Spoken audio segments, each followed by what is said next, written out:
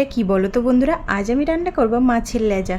তো সকাল 10টার সময় ঘুম থেকে উঠেছি, উঠে স্নান করে পুজো দিয়ে রান্নাঘরে চলে এসেছি। আর বরফ থেকে আমি মাছটা বের করে রেখেছি। একটাই কাতলা মাছের লেজা ছিল, সেই এনেছিল একটা বড় কাতলা, সেটার লেজাটা ছিল, কেউ খেতে চায় না। তো ভাবলাম কি করব, খেয়ে নিই। আর এই কাঁচকলা দুটোই এনেছিল, বড়মশাই কাঁচকলা খায় না, তো আমি কাঁচকলা খাই, তো আনতে বলেছিলাম। যেহেতু এখন বড়মশাই বাড়িতে নেই, ওদিকে ভাতটাও বসিয়ে দিয়েছি, আর কাঁচকলা আলু কেটে নিয়েছি, আর ওই মূলো শাকটা কেটে নিয়েছি।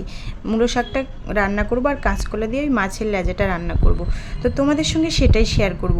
এদিকে আমি ঝটপট আমার ম্যাজিক করে আমি কিন্তু সব আমার কেটে নিয়েছি, আর এদিকে লবণ হলুদ আমার মাছের লেজাটাকে মাখিয়ে নিচ্ছি। মাখিয়ে নিয়ে এদিকে ম্যাজিকের মতো আমি আমার পেঁয়াজ রসুনটাও কেটে নিয়েছি। এরকম ম্যাজিক কে কে যেন অবশ্যই জানাবে।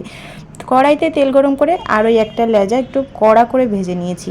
তারপর ওতে একটু কালো জিরে দিয়েছি, যেহেতু সাদা জিরে নেই তাই। তারপরে কাঁচা লঙ্কা, তারপরে রসুন আর পেঁয়াজ কুচি দিয়ে ভালো করে একটু নেড়ে ছেড়ে ওর মধ্যে আমি আলুটা আগে দিয়ে দিয়েছি। আলুটা একটু বেশ কিছুক্ষণ নাড়াচাড়া করে কষে একটু হলুদ দিলাম, তারপর নাড়াচাড়া করে লবণ দিলাম। লবণ দিয়ে তারপরে আমি কলাটা দিয়ে দিলাম, দিয়ে বেশ কিছুক্ষণ নাড়াচাড়া করে তারপর একটু ঢাকনা দিয়ে দিলাম। ঢাকনা দিয়ে বেশিক্ষণ করে আবার কষিয়ে নিয়েছি।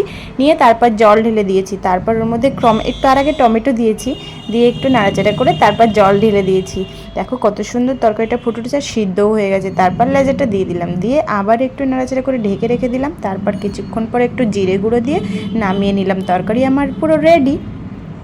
তো বড়মশাই বাড়িতে নেই, আমার জন্য একলাই তরকারি আর ওই দুটো একটু ভাজা করেছিলাম। তো এটা আমার কালকেও হয়ে যাবে, রাতে হয়ে যাবে, কালকে না রাতে হয়ে যাবে। তো চলো এখন আমি খেয়ে তোমাদের জানাবো কেমন হয়েছে। কাঁচকলাটা তো অনেক দিন পরে খাচ্ছি, মা বাবার ওখানে খেতাম, তো সেই টেস্ট হয়েছে। খাওয়ার পরে একটু আমলকি খেলাম। চলো টাটা।